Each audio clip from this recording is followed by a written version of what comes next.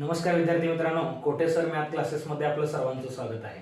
सर्वप्रथम तुम्ही जर माझ्या या चॅनलवरती नवीन असाल तर नक्कीच सबस्क्राईब आणि शेअर करायला विसरू नका आणि बेल आयकॉनवरती क्लिक करायला देखील विसरू नका.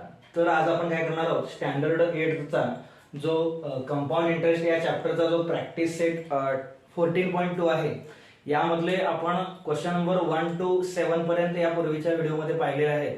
तर आज आपण काय करणार आहोत, जो क्वेश्चन नंबर 8 आहे तो आज आपण या ठिकाणी पाहणार आहोत. तर सर्वप्रथम मी जो क्वेश्चन आहे तो रीड करणार आहे. तर इकडे लक्ष द्या. The population of A suburb is 16,000. Find the rate of increase in the population if the population after 2 years is 17,640. म्हणजे या ठिकाणी काय केलेलं आहे, एक सबर्ब म्हणजे एक उपनगर आहे, म्हणजे एक शहर आहे छोटस. त्या शहराचं जे लोकसंख्या आहे या ठिकाणी ते दिलेलं आहे 16,000 पॉप्युलेशन दिलेलं आहे. मग या ठिकाणी आपण प्रिन्सिपल म्हणजे हा 16,000 च्या ठिकाणी प्रिन्सिपल म्हणतो, म्हणजे त्याची जी सुरुवातीची लोकसंख्या होती त्या उपनगराची ते दिलेलं आहे. Find the rate of increase म्हणजे आपल्याला काय करायचं आहे, रेट फाइंड करायचा आहे, म्हणजे हा क्वेश्चन मार्क या ठिकाणी दिलेलं नाहीये. आणि आफ्टर 2 years म्हणजे 2 वर्षानंतरचं तिथे पॉप्युलेशन दिलेलं आहे, म्हणजे 2 years आपल्याला ड्युरेशन दिलेलं आहे आणि तिथला अमाऊंट दिलेला आहे. अमाऊंट म्हणजे 2 वर्षानंतर त्या उपनगराची जी लोकसंख्या आहे ती किती झालेली आहे, 17,640. ओके, 17,640 म्हणजे 2 वर्षानंतर त्या गावची लोकसंख्या 17,640 झालेला आहे. तर चला पाहूया. हाच फॉर्म्युला आपल्याला या ठिकाणी लिहायचा आहे आणि यामध्ये अमाऊंट दिलेलं आहे. मग ज्या गोष्टी दिलेल्या आहेत त्या आपण त्या ठिकाणी लिहिणार आहोत. 17,640 इक्वल टू प्रिन्सिपल दिलेलं आहे. प्रिन्सिपल म्हणजे त्या उपनगराची लोकसंख्या ते आहे 16,000 इंटू इन ब्रॅकेट 1 प्लस आपल्याला आर ची व्हॅल्यू दिलेली नाही, ते काढायचं आहे आपल्याला. म्हणजे जो लोकसंख्या वाढीचा जो दर आहे, जो रेट आहे तो आपल्याला या ठिकाणी काढायचा आहे. म्हणून आर च्या ठिकाणी आपण आरच ठेवणार आहोत, R/100, आणि त्याचा जो पॉवर आहे ते 2 years. ओके, म्हणजे अशा पद्धतीने आपण या ठिकाणी जर ह्या व्हॅल्यूज पुट केल्या तर पुढच्या स्टेपला काय होणार, हा जो 16,000 आहे तो जर समजा लेफ्ट हँड साइडला जर आपण मूव्ह केलं तर तो या ठिकाणी हा 17,640 आणि अपॉनला काय होणार आहे, तर हे जे आहे 16,000 ते याच्या डिनॉमिनेटरला येणार आहे आणि दॅट इज इक्वल टू या ठिकाणी तुम्ही पाहू शकता इकडे 1 प्लस R/100 आणि त्याचा जो पॉवर आहे तो या ठिकाणी 2 दिलेला आहे. मग आता हे जर कॅल्क्युलेशन केलं तर हे दोन्ही झिरो कॅन्सल होतात. मग झिरो कॅन्सल झाल्यानंतर या ठिकाणी 1764 आणि खाली 1600 आहे. आता तुम्ही एक ऑब्झर्व करू शकता दोन्ही बाजूला या ठिकाणी हा जो 1764 आहे, हा जो आहे तो आहे 42 चा स्क्वेअर आहे आणि जो खाली दिलेला 16 आहे तो 40 चा स्क्वेअर आहे. म्हणजे या दोन नंबरचं जर आपण स्क्वेअर केलं या ठिकाणी, म्हणजे 42 चा स्क्वेअर येतो 1764 आणि 40 चा स्क्वेअर येतो 1600 आणि दॅट इज इक्वल टू या ठिकाणी इकडे 1 प्लस R/100. आता तुम्ही LHS आणि RHS म्हणजे लेफ्ट हँड साइड आणि राईट हँड साइड जर ऑब्झर्व केलं, निरीक्षण केलं तर या ठिकाणी दोन्हीकडे स्क्वेअर दिलेलं आहे. म्हणून आपण काय करणार आहोत, taking square root on both side. आपण काय करणार आहोत, टेकिंग स्क्वेअर रूट या ठिकाणी स्क्वेअर रूट घेणार आहोत. मग स्क्वेअर रूट घेतल्यानंतर जो दोन्ही बाजूचा जो स्क्वेअर म्हणजे हा जो पॉवर मध्ये 2 होता तो 2 कॅन्सल होतो आणि त्याचं जे आन्सर आहे ते येते 42/40 इक्वल टू 1 प्लस R/100. म्हणजे अशा पद्धतीने हा येतो. मग पुढच्या स्टेपला जर आपण केलं तर हा 42/40 आणि हा जो 1 आहे तो जर या बाजूला घेतला तर तो -1 येतो आणि that is equal to R/100 तो याच बाजूला राहणार. मग या ठिकाणी आता परत 42/40 मधून जर 1 आपण मायनस केलं म्हणजे या ठिकाणी क्रॉस मल्टिप्लिकेशन करावं लागेल आपल्याला. हे येणार 42 - 40 म्हणजे 1 × 42 हा 42 आणि 40 × 1 हा -40 आणि upon 40 × 1 that is equal to 40. म्हणजे क्रॉस मल्टिप्लिकेशन केल्यानंतर त्याचा आन्सर आपण अशा पद्धतीने लिहू शकतो. मग पुढच्या स्टेपला जर पाहिलं तर आपण या अगोदर सरळ लिहूयात. तर फॉर आर इक्वल टू हा जो 100 आहे तो या बाजूला येणार आहे, पण 42 मधून जर 40 गेले तर 2 राहतात आणि खाली आहे 40. ओके, म्हणजे 2/40 आणि हा जो 100 आहे तो या बाजूला डिनॉमिनेटरला होता तो या बाजूला घेतला आणि आपण सरळ लिहिलेलं आहे. त्यामुळे जो 100 आहे तो येणार या ठिकाणी वरती. मग हे 0 0 गेट कॅन्सल. त्यानंतर 2 1 चा 2, 2 2 चा 4, परत 2 1 चा 2 आणि 2 5 चा 10. म्हणजे या ठिकाणी आर बरोबर जो रेट आहे तो येणार आहे 5%. म्हणजे आपल्याला लोकसंख्या वाढीचा दर आपल्याला या ठिकाणी त्यांनी विचारलेलं होतं, तर ते आपण काढलेलं आहे. म्हणजे रेट ऑफ इन्क्रीज म्हणजे पॉप्युलेशनचं जे इन्क्रीज होण्याचं जे रेट आहे ते आहे 5% पर इयर. तर चला पाहूया यानंतर पुढचा example number 9.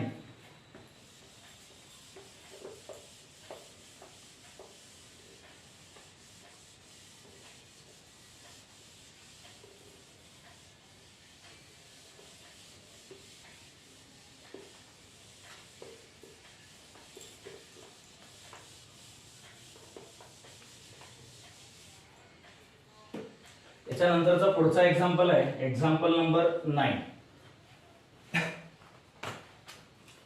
In how many years will rupees 700 amount to rupees 847 at the compound interest rate of 10 PCP?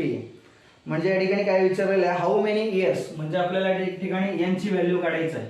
म्हणजे ते दिलेलं नाहीये, म्हणजे ड्युरेशन आपल्याला काढायचं आहे. आणि 700 रुपये अमाऊंट आहेत आपल्याकडे. म्हणजे सुरुवातीचं जे प्रिन्सिपल आहे ते 700 रुपीज आहे आणि त्यानंतर पुढचं दिलेलं आपल्याला अमाऊंट देखील दिलेलं आहे आणि ते आहे 847 रुपीज. ओके, आणि रेट ऑफ इंटरेस्ट म्हणजे पीसीपीए पण दिलेलं आहे ते आहे 10 पीसीपीए. ओके, म्हणजे 10% किंवा 10 पीसीपीए आलेलं तरी चालेल. मग आपल्याला या गोष्टी दिलेल्या त्यावरून आपल्याला एनची व्हॅल्यू काढायचं म्हणजे ड्युरेशन काढायचं किती वर्षासाठी. 700 रुपयाचे 10% ने जर किती म्हणजे 847 रुपये किती वर्षानंतर ते होतील ते काढायचं आहे. मग या फॉर्म्युल्यामध्ये आपण जर त्या व्हॅल्यूज आपण जर पुट केलं म्हणजे सुरुवातीला अमाऊंट दिलेलं आहे 847 इक्वल टू हा 700 म्हणजे प्रिन्सिपल दिलेलं आपल्याला 700 इन ब्रॅकेट 1 प्लस आर अपॉन 100 आणि त्याचा पॉवर आपल्याला दिलेला नाही आहे, पण आर ची व्हॅल्यू आपल्याला दिलेली आहे 10% आहे.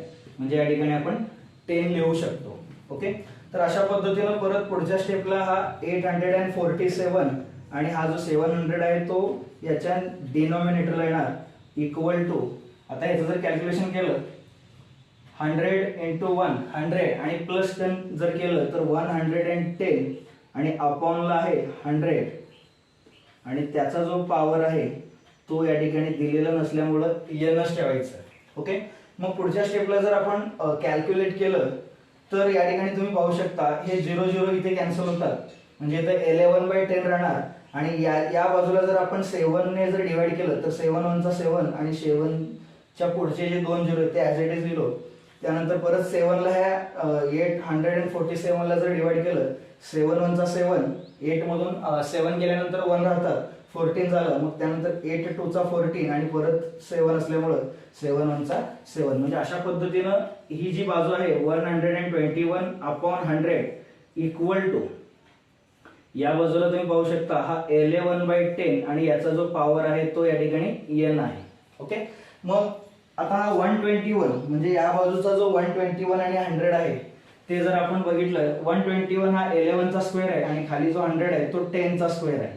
मग याचा जो पॉवर आहे 2 म्हणजे जर 11 चा स्क्वेअर केला तर तो 121 येतो आणि 10 चा जर आपण स्क्वेअर केला तर तो 100 येतो आणि या बाजूला काय दिलेलं आहे 11/10 आणि याचा पॉवर n दिलेला आहे. मग जर आपण कंपेअरिंग बोथ साइड कंपेअरिंग म्हणजे दोन्ही बाजूला जर आपण कंपेअर केलं कंपेअरिंग बोथ साइड तुम्ही दोन्ही बाजूला जर आपण कंपेअर केलं तर आपल्याला समजू शकेल की 11/10 दोन्ही बाजूला सेम आहे. मग हे जर दोन फ्रॅक्शन जर सेम असतील त्यांचे जे पॉवर असतात ते देखील सेम असतात. म्हणून therefore n equal to 2 years. म्हणजे या एक्झाम्पल मध्ये जे आपल्याला विचारलेलं होतं ड्युरेशन तर ते 2 वर्ष या ठिकाणी येणार आहे. म्हणजे 2 वर्ष जर आपण हे 700 रुपये कंपाऊंड इंटरेस्टनं जर वापरलं तर 10%नं, तर त्याचं जे अमाऊंट आहे ते 847 होणार आहे. म्हणजे अशा पद्धतीने या ठिकाणी एन बरोबर म्हणजे जे ड्युरेशन आहे ते 2 इयर्स आलेलं आहे. तर चला पाहूयात यानंतरचा जो एक्झाम्पल आहे, एक्झाम्पल नंबर 10.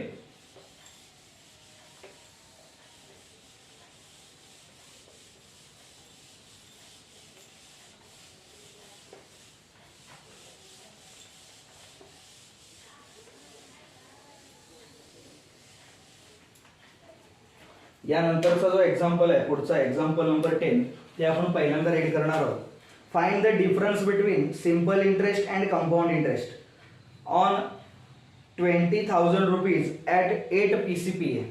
आणि या एक्झाम्पल मध्ये आपल्याला फक्त काय दिलेलं आहे, प्रिन्सिपल आणि PCPA रेट ऑफ इंटरेस्ट दिलेलं आहे. आणि या ठिकाणी सर्वात महत्त्वाची गोष्ट म्हणजे एक मिसप्रिंट या क्वेश्चन मध्ये झालेलं आहे. तर या ठिकाणी ड्युरेशन आहे 2 इयर्स, आपल्याला ड्युरेशनसाठी 2 इयर्स घ्यायचं आहे. तर सुरुवातीला ज्या गोष्टी आहेत त्या आपण या ठिकाणी लिहिणार आहोत. प्रिन्सिपल दिलेला आहे आपल्याला, principal is equal to 20,000 rupees. आणि त्यानंतर रेट ऑफ इंटरेस्ट आपल्याला रेट दिलेला आहे या ठिकाणी 8 PCPA % पर एनम 8 PCPA. आणि त्यानंतर आपल्याला विचारलेले त्यांनी सिंपल इंटरेस्ट आणि कंपाऊंड इंटरेस्ट या दोन्ही मधला आपल्याला फरक विचारलेला आहे. आणि जे एन म्हणजे ड्युरेशन दिलेलं नव्हतं म्हणजे ते मिसप्रिंट आहे, ते आपल्याला 2 इयर्स घ्यायचं आहे एक्झाम्पलसाठी. म्हणजे अशा पद्धतीने एवढ्या गोष्टी आपल्याला दिलेल्या आहेत. आणि काढायचं काय तर डिफरन्स बिटवीन सिंपल इंटरेस्ट आणि कंपाऊंड इंटरेस्ट. आता सिंपल इंटरेस्ट आपण 7th स्टँडर्ड मध्ये एक फॉर्म्युला शिकलेला आहे. पहिल्यांदा आपण काय करूया, या दिलेल्या डाटावरनं आपण सिंपल इंटरेस्ट काढूया. सिंपल इंटरेस्टचा फॉर्म्युला आहे simple interest is equal to principal into rate of interest into time म्हणजे ड्युरेशन आणि अपॉन 100. हा जो फॉर्म्युला आहे आपण गेल्या वर्षीच्या स्टँडर्ड मध्ये शिकलेला आहे. मग यामध्ये जर आपण त्या व्हॅल्यूज जर ठेवला तर प्रिन्सिपल कुठं आहे 20,000 इंटू रेट ऑफ इंटरेस्ट आहे 8 आणि त्यानंतर ड्युरेशन आहे 2 आणि अपॉन 100. आता हे जर कॅल्क्युलेशन केलं 2 0 कट होणार. 200 इंटू 8 जर केलं तर 1600 येतात. आणि 1600च्या डबल म्हणजे त्याला इंटू जर 2 केलं तर 3,200 रुपीज. म्हणजे हा काय आला, सिंपल इंटरेस्ट आला. ओके. तर याच्यानंतर आता आपण कंपाऊंड इंटरेस्ट काढणार आहोत. मग कंपाऊंड इंटरेस्ट काढण्यासाठी आपल्याला पहिल्यांदा अमाऊंटचा फॉर्म्युला लिहावा लागेल. मग अमाऊंट इज इक्वल टू जो फॉर्म्युला आहे A is equal to P in bracket 1 plus R upon 100 bracket raise to N. मग या फॉर्म्युल्यामध्ये जर आपण या व्हॅल्यूज जर आता ठेवलं तर पी इज इक्वल टू आहे 20,000 रुपीज इन ब्रॅकेट 1 प्लस आर म्हणजे 8 अपॉन 100 आणि याचा जो पॉवर आहे 2 इयर्स म्हटल्यावर 2 घेणार आहोत. ओके. मग आता हे जर आपण पुढे सॉल्व्ह केलं तर 20,000 इंटू या ठिकाणी आपण डायरेक्ट करणार आहोत 100 इंटू 100 आणि प्लस 8 के जर केलं तर 108 येतो. आणि त्याचा पॉवर 2 असल्यामुळं आपण आतापर्यंत शिकलोय मग त्याला आपण 2 वेळेस लिहितोय. म्हणून अशा पद्धतीने मी एकाच वेळी एक स्टेप कमी केलेला आहे आणि डायरेक्ट या ठिकाणी लिहिलेलं आहे. मग आता याचे 2 0 आणि याचे 2 0 कॅन्सल. मग पुढच्या स्टेपला या दोघांचे 2 0 म्हणजे यांचे 2 0 आणि अशा पद्धतीने आता ह्या तिघांचं जर आपण मल्टिप्लिकेशन केलं 2 इंटू 108 जर केलं तर ते 216 येतो. आणि 216 ला जर समजा आपण परत 108 न जर मल्टिप्लाय केलं 23,328 म्हणजे एवढं रुपीज आपल्याला अमाऊंट येतो. मग हा अमाऊंट आल्यानंतर आपल्याला काय काढावा लागतो, पहिल्यांदा कंपाऊंड इंटरेस्ट काढावा लागतो. मग कंपाऊंड इंटरेस्टचा फॉर्म्युला आहे अमाऊंट मायनस प्रिन्सिपल. मग अमाऊंट आपल्याला काढून ठेवले आपण 23,328 मायनस 20,000. मग यांचं जे काही सबस्ट्रॅक्शन येणार आहे ते येणार आहे 3,328 रुपीज. हा कंपाऊंड इंटरेस्ट आला. मग आपण अगोदर सिंपल इंटरेस्ट या ठिकाणी काढून ठेवलेला आहे. हा आहे सिंपल इंटरेस्ट आणि हा जो आलेला आहे तो कंपाऊंड इंटरेस्ट. तुम्ही या दोन्हींना जर ऑब्झर्व केलं तर पाहू शकता हा जो कंपाऊंड इंटरेस्ट आहे तो सिंपल इंटरेस्ट पेक्षा जास्त आहे. मग या दोन्ही मधला आपल्याला डिफरन्स विचारला आहे. Therefore difference is equal to पहिल्यांदा घ्यायचं compound interest minus simple interest. Okay, मग कंपाऊंड इंटरेस्ट म्हणून जर सिंपल इंटरेस्ट मायनस केलं, कंपाऊंड इंटरेस्ट आहे 3328 मायनस 3200 आणि दॅट इज इक्वल टू ते येत आहे 128 रुपीज.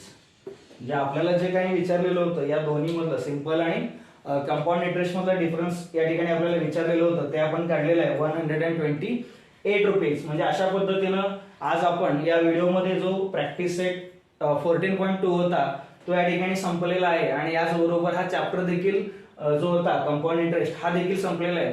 तुम्हाला जर हा व्हिडिओ आवडलेला असेल तर नक्कीच लाईक आणि सबस्क्राईब करायला विसरू नका. धन्यवाद.